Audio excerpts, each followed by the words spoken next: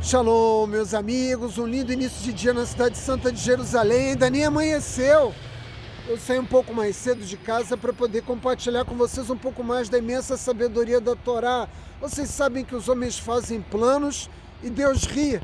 Na sexta-feira passada, eu gravei minha mensagem de Shabbat para Shavayeshev, mas o meu telefone caiu na água e eu tive que mandar ele para manutenção e eu não pude publicar aqui no nosso canal, mas eu guardei uma mensagem muito especial para esse início de celebração de Hanukkah.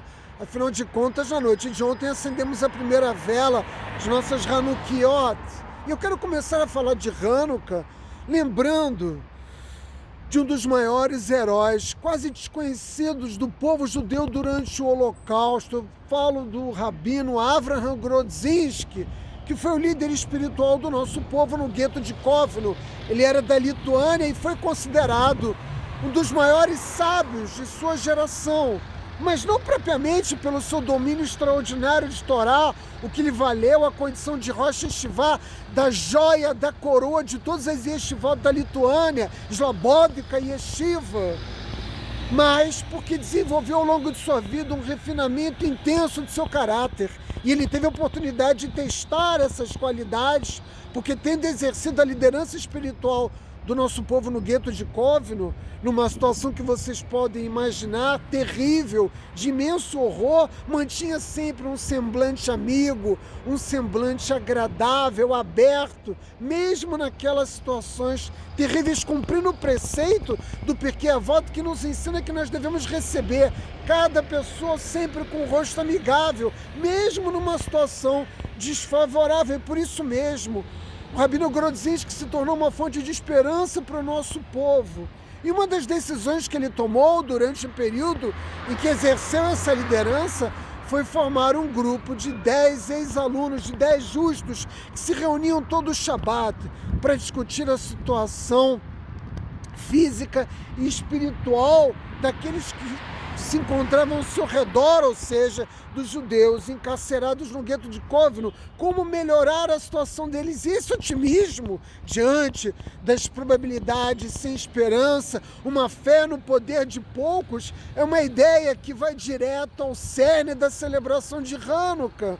Mas a inspiração do rabino Grodzinski não tem como fonte propriamente dita os Macabeus ou Hanukkah. Se nós nos esforçarmos para lembrar de algumas parashiot atrás, nós temos um diálogo memorável entre Abraão Avinu e Kadosh Baruch Hu, no qual o nosso patriarca barganha com Hashem na vida das sociedades de Sodoma e Gomorra. E o que Abraão Avinu diz a Hashem?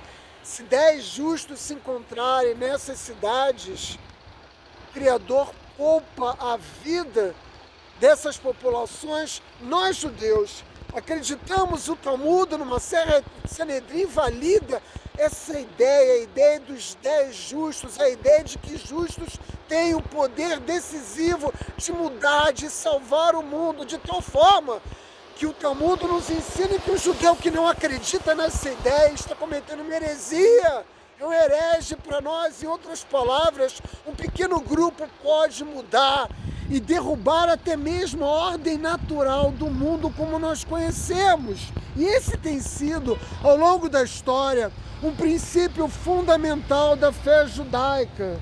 A história de Hanukkah, bom, o dia começou a abrir, já vai dar para ver ao fundo das montanhas. A história de Hanukkah é uma ilustração preciosa desse princípio, porque um poderoso império greco-sírio que governou quase todo o mundo conhecido e também as terras de Israel, depois da morte de Alexandre Grande, desencadeia uma campanha implacável para remover a Torá de Israel, para destruir a identidade cultural do nosso povo. E essa parecia uma situação desesperadora, porque muitos judeus abandonaram a fé, seduzidos pela cultura e pelos deuses gregos. Foi nesse ponto que um pequeno grupo, liderado por Matsiar e seus irmãos, decidiram que era hora de fazer algo. Um ato que a princípio era apenas um ato de desafio, mas que acabaria se transformando na mais milagrosa vitória militar de que se tem história, que se tem notícia na história humana.